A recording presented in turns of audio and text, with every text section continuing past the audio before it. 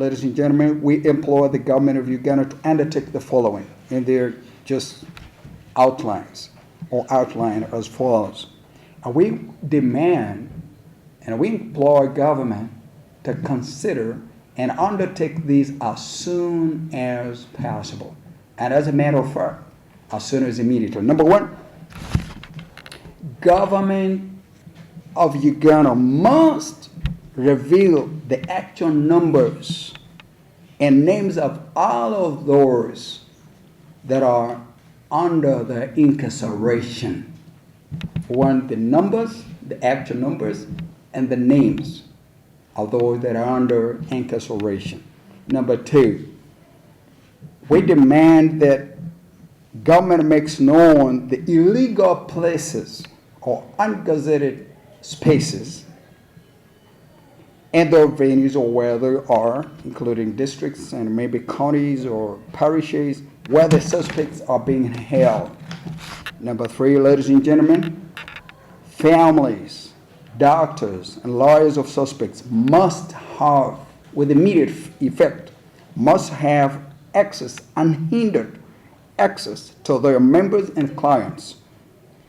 This, ladies and gentlemen, takes care of a U.S. or an American citizen in the names of Mr. Guy Smith that was picked up in Fort Powell about maybe now a fortnight or 3 weeks ago, picked up,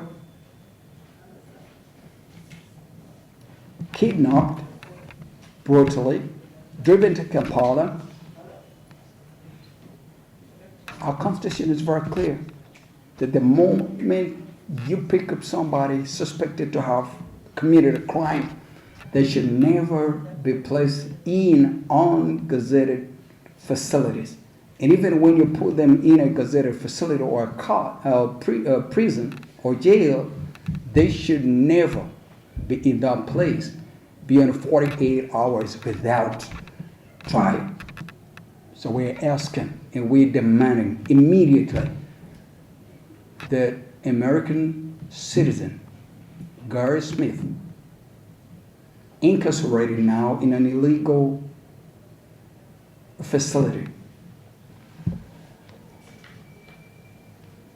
be released unconditionally, or if they can't do that, then they should allow him to go through a due process.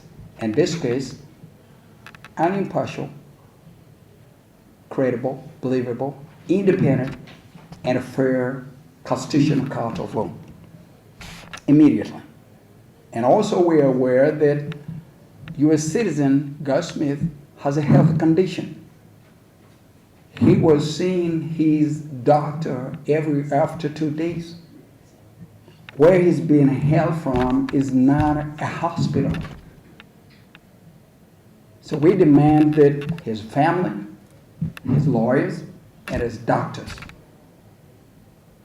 get unhindered access to him. Number four, suspects in urgent need of medical attention should immediately be allowed to see their doctors at the doctors of their choice and health facilities of their choice. Number five, immediate release all of the suspects government is illegally incarcerating or holding unconditionally. Number six, the suspects should immediately be withdrawn from the court martial and be subjected to a due process in a competent, fair, impartial, credible, believable, and a constitutional cause of law. Number seven, the human rights violation perpetrators must be, ladies and gentlemen, identified.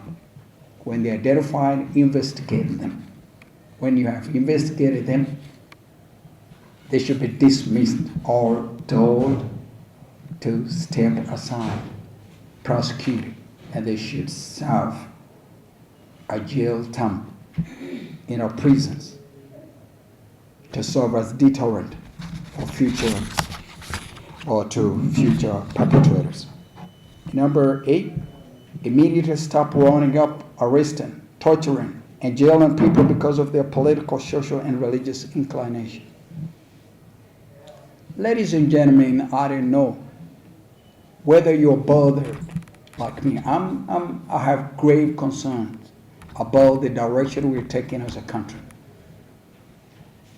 It is not in the interest of the future and stability of Uganda, what is going on.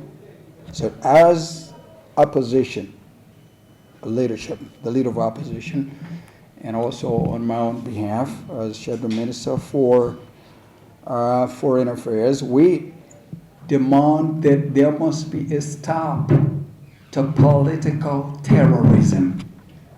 What is happening today, ladies and gentlemen, is what I call as a political scholar, political terrorism. You could also be excused to call it enhanced apartheid conditioning. Nobody would disagree with you if you called it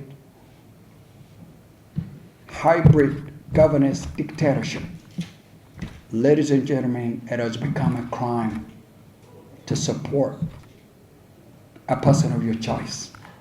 We've seen those people running for certain offices being criminalized. And we're making our sons and daughters feel politically inferior. And that must stop. I think as a country it's very important that we stop watering the leaves. We should get to the roots to find out collectively, with a collective thought and collective attention, what fundamentally could be the problem and how can we as a country address that problem. So I'm almost done. Number 9, work out a compensation modality for the time lost in division of family torture. The budget that we're trying to work out now means nothing to those whose family members were murdered in cold blood. For those that are still incarcerated, there's somebody in some community that cannot go to school, a son and daughter of somebody that was unable to go to school because government is holding up somebody they should have given them their tuition. So we ask for compensation in terms of property and the time lost, and also, of course, the torture. Number 10, government should use diplomatic channels and diplomatic language and authorize person to respond to diplomatic positions. Ladies and gentlemen, we can't allow lawlessness to continue or to be our identity. Everybody wants to attack an ambassador. It happens nowhere in the world.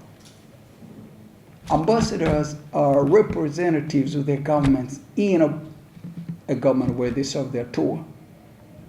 You have no right whatsoever to call out or answer back a diplomat. Never. We have sons and daughters, brothers and sisters serving our country outside of Uganda. How would you feel if they're called out, abused and assaulted? So we demanded that the government should put in place diplomatic channels, and only authorized people should be the ones allowed and cleared, after a clear approval, be allowed to respond to matters of diplomatic nature. And here, a case in point, I really feel so sad about the treatment that our new ambassador, United States Ambassador Neroli Brown. The right thing should have been, Madam Ambassador, how can we be of help? Ambassador Brown, how can we help you? Do you have enough security? How long do you intend to stay over here? Madam Ambassador, maybe by the time you exit Honorable Presidential Candidate Robert Chagulanyi's residence, it will be late and you could be held up in the jam. Can we escort you back to your residence or to the Embassy of the United States? That's what a country is worth even talking about. Do you don't turn away a diplomat. You don't answer back. and are disrespectful. So we are demanding that every diplomat accredited to a country or serving a tour in Uganda should be given the respect, honor, and dignity that they deserve. And nobody else except the Foreign Affairs Ministry should have anything or nothing to say about diplomatic issues. Now, finally, is our appeal to our other development partners. What are you still waiting for? And particularly, Sweden, Italy, Belgium, Norway, France, Australia, Canada, the United Kingdom. We know what your people and citizens stand for. They value human life. It's not enough, and thank you for the support that you give us. But support without human rights is meaningless. So we encourage our other development partners that I've just mentioned, a few of them are in the interest of time, Netherlands, of course, is one of them, a lot of these other, to also follow the American example. A human rights abuser should never step in your country. And so doing will have one collective voice. Who knows? That'll give us a new position, new direction for a better Uganda, a better world. Thank you.